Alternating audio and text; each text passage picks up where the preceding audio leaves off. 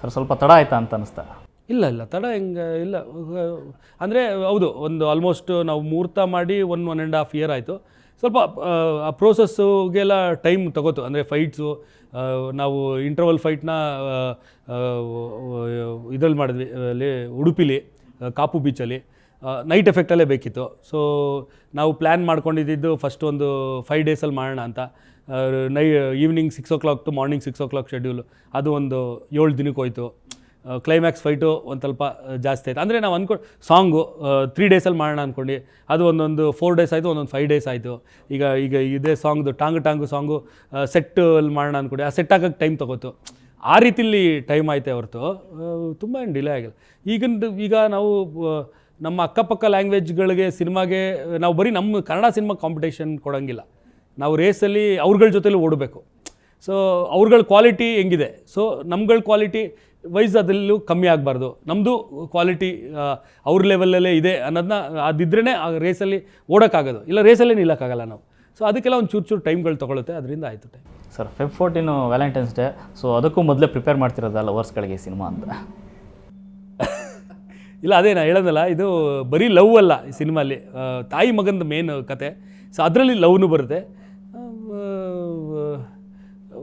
ನಾನು ಸ್ವಲ್ಪ love story ಬಗ್ಗೆ ಒಂದು ಚೂರು ಜಾಸ್ತಿ ನನಗೆ ಆ ದಿಕ್ಕಲ್ಲಿ ಯೋಚನೆ ಮಾಡೋದು ಸ್ವಲ್ಪ ಕಮ್ಮಿ. ಯಾಕಂದರೆ ಲವ್ ಮಾಡಿಲ್ಲ ನಾನು ಯಾರನ್ನೂ, ಅರೇಂಜ್ ಮ್ಯಾರೇಜ್ ಆಗಿರೋದು ನಾನು. ಸೊ ನನ್ನ ಸ್ಟ್ರೆಂತ್ ಏನು ಅಂತ ನೋಡ್ಕೊಂಡು ಅದ್ರ ಮೇಲೆ ಕತೆ ಮಾಡ್ಕೊಬಿಡ್ತೀನಿ. ತುಂಬ ವಿಚಾರಗಳಿಗೆ ಗೊತ್ತಿಲ್ಲ ನನಗೆ, ಎಷ್ಟು ವಿಚಾರ ಗೊತ್ತು ಅದ್ರಲ್ಲಿ ಬೆಸ್ಟ್ ಕೊಡಬೇಕು ಅಂತ ಪ್ರಯತ್ನ ಪಡ್ತೀನಿ. ಸರ್ ಇದ್ರ ಜೊತೆಗೆ ಅಪ್ಪು ಸರ್ ಸಿನಿಮಾ ಸೆಟ್ ಇರಬೇಕಾದಂಥ ಸಿನಿಮಾ, ಅದು ಎಲ್ಲಿ ತನಕ ಆಗಿತ್ತು ಸರ್? ಕಂಪ್ಲೀಟ್ ಆಗಿತ್ತು ಸ್ಕ್ರಿಪ್ಟ್ ಎಲ್ಲ? Including dialogue bound script ready ಇತ್ತದು. ಇನ್ನೊಂದು ಜಾನ್ವರಿ ಎಂಡ್ ಆರ್ ಫೆಬ್ರವರಿಗೆ ನಾವು ಸೆಟ್ ಹಾಕೋ ಪ್ಲ್ಯಾನಲ್ಲಿದ್ವಿ. ಮಾರ್ಚಿಂದ ನಮಗೆ ಜಾಯ್ನ್ ಆಗ್ತೀನಿ. ನಂಗೆ ಅದಕ್ಕಿಂತ ಬಿಫೋರು ಒಂದು ಹಳ್ಳಿದೇ ಕಂಪ್ಲೀಟ್ ಸೆಟ್ ಹಾಕ್ಬೇಕಿತ್ತು ನಾವು.